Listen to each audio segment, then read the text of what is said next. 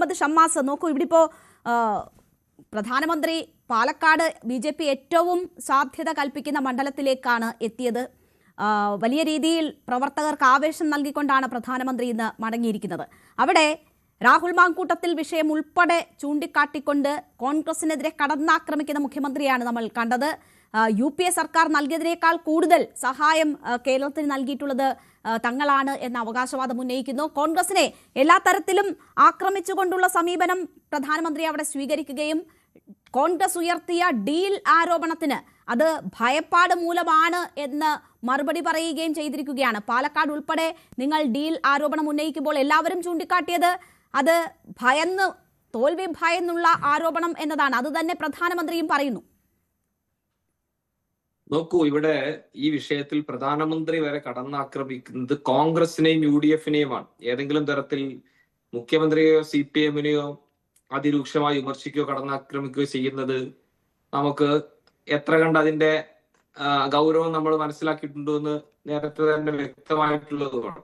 ഇവിടെ തന്നെയാണ്, അതുകൊണ്ട് തന്നെയാണ് കോൺഗ്രസിന്റെ ഉത്തരവാദിത്തപ്പെട്ട നേതാക്കൾ വളരെ ആധികാരികമായി തന്നെ സംസ്ഥാനത്തെ തെരഞ്ഞെടുപ്പുമായി ബന്ധപ്പെട്ട് പ്രത്യേകിച്ചും ഇപ്പോൾ നടന്നുകൊണ്ടിരിക്കുന്ന ഈ ഡീലുകളെ സംബന്ധിച്ച് കൃത്യമായി പൊതുസമൂഹത്തോട് വിളിച്ചു പറയേണ്ടി വന്നത്.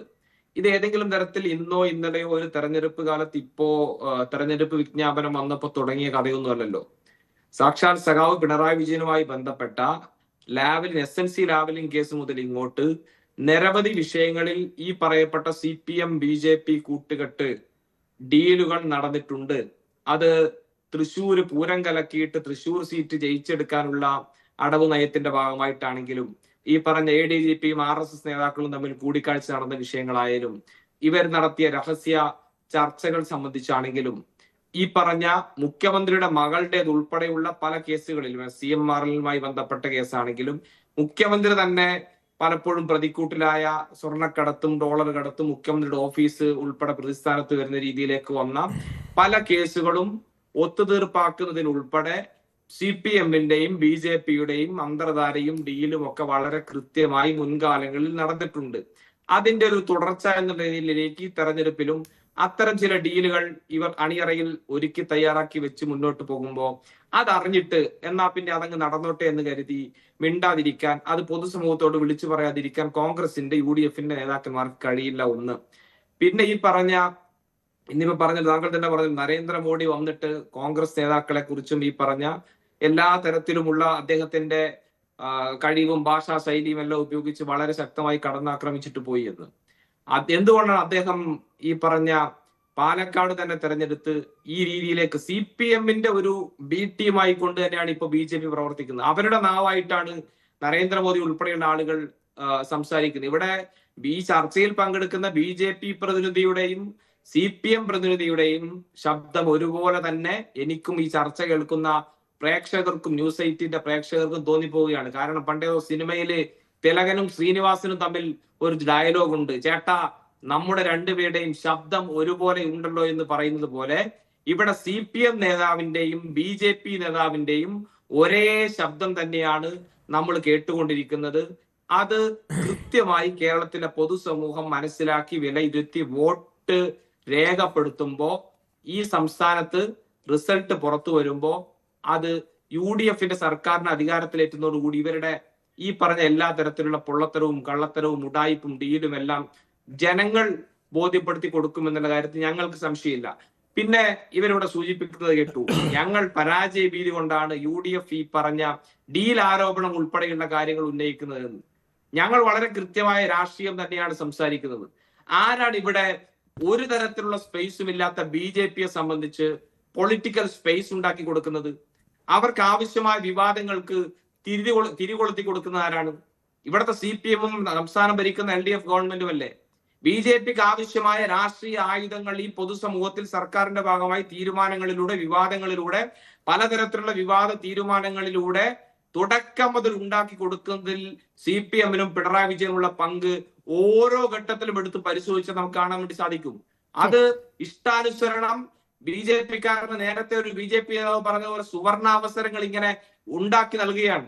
ആ രീതിയിൽ ഒരു വശത്ത് പരസ്പരം ഇങ്ങനെ തൃശ്ശൂർ പൂരം കലക്കിയതുമായി ബന്ധപ്പെട്ട് സമാനമായ രീതിയിൽ തന്നെ പല വിവാദങ്ങളും അത് പ്രത്യേകിച്ച് ഇവിടെ ശിവൻകുട്ടിയുടെ ഒക്കെ കാര്യം പറയുന്നുണ്ട്. വിദ്യാഭ്യാസ വകുപ്പിലൊക്കെ പ്രത്യേകിച്ചും മതപരമായും ജാതീയമായും വർഗീയമായും ഒക്കെ ചേരിതിരിവ് ഉണ്ടാക്കാൻ കഴിയുന്ന രീതിയിലേക്കുള്ള വലിയ വിവാദ വിഷയങ്ങൾ, തീരുമാനങ്ങൾ എടുക്കാൻ സർക്കാർ പിന്നീട് പിറകോട്ട് പോകുക. ആ ഗ്യാപ്പിൽ ഈ പറഞ്ഞ വർഗീയ ശക്തികൾ ഉൾപ്പെടെയുള്ള ആളുകൾക്ക് അതിൽ കയറി തിരികൊളുത്താനുള്ള അവസരം ഉണ്ടാക്കി കൊടുക്കുന്ന രീതിയിലേക്ക് ഈ സംസ്ഥാനത്ത് പോയി.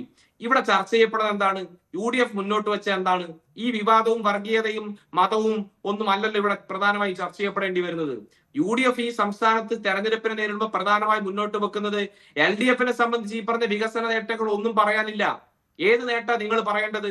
ആശുപത്രി കെട്ടിടം പൊളിഞ്ഞു വീണ് ഈ പറഞ്ഞ രോഗി വൂട്ടിരിപ്പാരും മരണപ്പെട്ട സംഭവം, അവയവ ശസ്ത്രക്രിയക്ക് മാറ്റ ശസ്ത്രക്രിയക്ക് വന്ന ആള് അല്ലെങ്കിൽ ആശുപത്രിയിൽ സർജറിക്ക് വന്ന ആളുടെ പിന്നീട് 5-6 കൊല്ലം കഴിഞ്ഞിട്ട് ആശുപത്രി ഉപകരണം, സർജിക്കൽ ഉപകരണം മാറ്റാൻ ശസ്ത്രക്രിയ നടത്തേണ്ടി വരുന്ന സാഹചര്യമാണോ?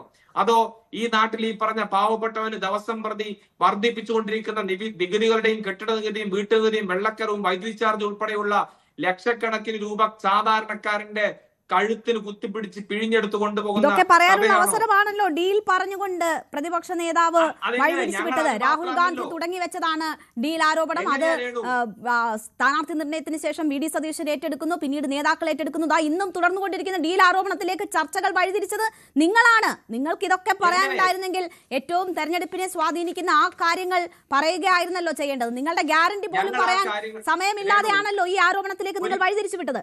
ഞാൻ താങ്കളിലേക്ക് എത്താം, രണ്ടാം ഘട്ടത്തിലെത്താം. ശ്രീ എ സജീവൻ നോക്കൂ, ഇവിടെ ഇപ്പോ പ്രധാനമന്ത്രി പാലക്കാട് വന്ന് വലിയ ആവേശവും ഓളവും ഉണ്ടാക്കി മടങ്ങിയിരിക്കുന്നു. തൃശ്ശൂരും റോഡ് ഷോ നടത്തിയിരിക്കുന്നു. നമുക്കറിയാം പ്രധാനമന്ത്രി നല്ലൊരു പ്രാസംഗികനാണ്, നല്ലൊരു ഒറേറ്ററാണ്. ആ രീതിയിൽ അദ്ദേഹത്തിന്റെ വാക്ചാതുരി കേരളം ഇടയ്ക്കിടയ്ക്ക് കേൾക്കുന്നതാണ്. പക്ഷേ ഇത്തവണ വന്ന് മടങ്ങുമ്പോൾ കഴിഞ്ഞ ലോക്സഭാ തെരഞ്ഞെടുപ്പിൽ വന്നതുപോലെയോ സംസാരിച്ചതുപോലെയോ ഒക്കെ പ്രധാനമന്ത്രി കാര്യങ്ങൾ സംസാരിക്കുന്നുണ്ടോ? ഡീൽ ആരോപണം BJP അങ്ങേറ്റം പ്രതിരോധത്തിലാക്കി നിൽക്കുകയാണ്. അതിൽ ഞങ്ങളാണ് A ടീം എന്ന് പറയുന്നുണ്ട്. കഴിഞ്ഞ തവണ പറഞ്ഞ മാവോ ലീഗ് കോൺഗ്രസ് ആരോപണമൊന്നും പ്രധാനമന്ത്രി ഇത്തവണ ഉന്നയിക്കുന്നില്ല. ഇവിടെ ശബരിമല വിഷയം വലിയ BJPക്ക് ഉപയോഗപ്പെടുത്താൻ പറ്റുന്ന പാകത്തിലുള്ള വിഷയമായുണ്ട്. പ്രധാനമന്ത്രി ഒരു വാക്കുകൊണ്ട് പോലും അതൊന്നും സൂചിപ്പിക്കുന്നത് കണ്ടില്ല. എങ്ങനെയാണ് താങ്കൾ പ്രധാനമന്ത്രിയുടെ വരവിനെ നോക്കിക്കാണുന്നത്? ഈ ആരോപണങ്ങളിൽ BJPക്ക് കരുത്തു പകരാൻ പ്രധാനമന്ത്രിക്ക് കഴിഞ്ഞോ? അതോ ഡീൽ ആരോപണം സംശയിപ്പിക്കുകയാണോ ഈ പ്രധാനമന്ത്രിയുടെ വരവും? പ്രധാനമന്ത്രിയുടെ വരവ് കൊണ്ട് കേരളത്തിൽ BJPക്ക് എന്തെങ്കിലും നേട്ടം ഉണ്ടാക്കാൻ കഴിയും എന്ന് ഞാൻ വിചാരിക്കുന്നില്ല. അദ്ദേഹം പാർട്ടിയുടെ ശക്തി വർദ്ധിപ്പിക്കാനോ അല്ലെങ്കിൽ മുന്നണിയുടെ ശക്തി വർദ്ധിപ്പിക്കാനോ മുന്നണിക്ക് 4 വോട്ട് കിട്ടാനോ വേണ്ട രീതിയിൽ ഒന്നും പറഞ്ഞിട്ടില്ല. അദ്ദേഹത്തിന്റെ താങ്കൾ പറഞ്ഞ പോലെ പ്രസംഗ ശൈലി ഉപയോഗിച്ചുകൊണ്ട് കുറച്ചു നേരം സംസാരിച്ചു എന്ന് മാത്രമേ ഉള്ളൂ. ഇതിലെ പ്രധാനപ്പെട്ട കാര്യം അദ്ദേഹം ഡീലിനെ കുറിച്ച് മാത്രം അദ്ദേഹം പറഞ്ഞതിന്റെ കാര്യം നമുക്ക് വളരെ കൃത്യമാണ്. കാരണം ഡീൽ ആരോപണം ഉന്നയിക്കുമ്പോൾ അപ്പോൾ UDF ഉന്നയിക്കുന്നത് കോൺഗ്രസ് BJP കൂട്ടുകെട്ട് അല്ലെങ്കിൽ UDF BJP കൂട്ടുകെട്ട് എന്നാണെങ്കിൽ തിരിച്ച് UDF-കാർ പറയുന്നത് CPM BJP കൂട്ടുകെട്ട് എന്നുള്ളതാണ്. ഈ 2 കാര്യം പുറത്തു വരുമ്പോഴും ഉണ്ടാവുന്ന ഒരു പ്രധാനപ്പെട്ട കാര്യം എന്ന് പറയുന്നത് ന്യൂനപക്ഷ വോട്ടുകൾ ഏതെങ്കിലും ഒരു ഭാഗത്തേക്ക് തിരിയും. കോൺഗ്രസുകാർ പറയുന്നതാണ് അല്ലെങ്കിൽ UDF പറയുന്നതാണ് ശരിയെന്ന് ന്യൂനപക്ഷ വിഭാഗത്തിന് തോന്നിയാൽ BJP പേടി അവർക്കിടയിൽ ശക്തമാണെന്നുള്ള കാര്യം നമുക്കറിയാം. സ്വാഭാവികമായിട്ടും ആ വോട്ട് കോൺഗ്രസുകാർ പറയുന്ന അല്ലെങ്കിൽ UDF പറയുന്നതാണ് ശരിയെന്ന് തോന്നിക്കഴിഞ്ഞാൽ വോട്ട് അവർക്ക് അനുകൂലമായിട്ട് മാറും. കാരണം CPM-ഉം BJP-യും തമ്മിലൊരു ഒത്തുകളിയുണ്ട് എന്ന് വരുന്ന സമയത്ത് സ്വാഭാവികമായിട്ടും ന്യൂനപക്ഷങ്ങൾ പ്രത്യേകിച്ച് മുസ്ലിം വിഭാഗം അവർക്ക് ശക്തമായ ഭയമുണ്ട്. അവർക്കറിയാം ഉത്തരേന്ത്യയിലെ പല പ്രശ്നങ്ങളും എന്തെങ്കിലും തരത്തിൽ പ്രതികരിച്ചു കഴിഞ്ഞാൽ ഉണ്ടാകുന്ന ന്യൂനപക്ഷങ്ങൾക്ക് ഉണ്ടാകുന്ന പ്രശ്നങ്ങൾ ഈ സ്വന്തം വീട്ടിൽ വെച്ചിട്ടുള്ള ഫ്രിഡ്ജിൽ വെച്ച മാംസം അത് പശുവിറച്ചിയാണ് എന്ന് കൂടുതൽ വാർത്തകൾക്ക് News 18 Keralam YouTube channel subscribe ചെയ്യുക.